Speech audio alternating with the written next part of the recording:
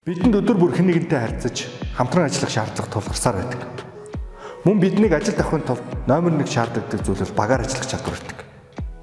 Харин бид өөрсдөө багаар ажиллах чадвар сайтай гэж боддог боловч бодит байдал дээр тийм биш юм. Америкийн нэгдсэн улсын эрдэмтэн Хелен Келлер хэлэхдээ бид ганцаараа бол маш бага зүйлийг хийдэг. Харин багаараа бол уулыг хөдөлгөж чадна гэж хэлсэн байдаг. Ганцаараа өдөр жингээ хичээгээд ямар ч бүтээмж гаргаагүй ажилтан. Харин хэн нэгэнтэй хамтраад өдрийн талд маш их бүтээмж гаргасан ажилтан. Та энэ хоёр хүний аль нь байхыг хүсэж байна? Мэдээж бид багаар ажилласнаар нэгдүгээр цаг хугацаа хэмнэ. Хоёрдугаар ажлын бүтээмжээ нэмэгдүүлж ачааллыг бууруул. Гуравдугаар бусдаас суралцаж өөрийгөө хөгжүүлэх боломжтой болдог. Монголчууд хэлдэг хурдан явъя гэвэл ганцаараа яв. Харин хол явъя гэвэл олуулаа яваа гэж.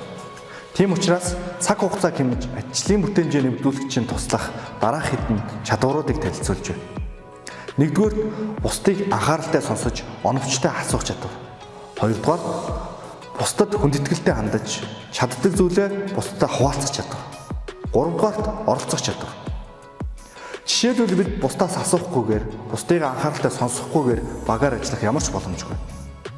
Мөн өөрийн мэддэг чаддаг зүйлээ бусдад хуваалцахгүйгээр би энэ багт ямар үр өгүүлэлтэд оролцох вэ гэдгийг мэдэхгүй бол ахиж дэвшгэж маш хэцүү.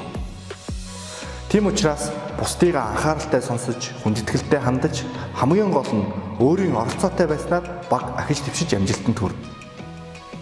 Эцэст нь хэлэхэд багаар ажиллах чадвар бэлгээс ч илүү чухал зүйл.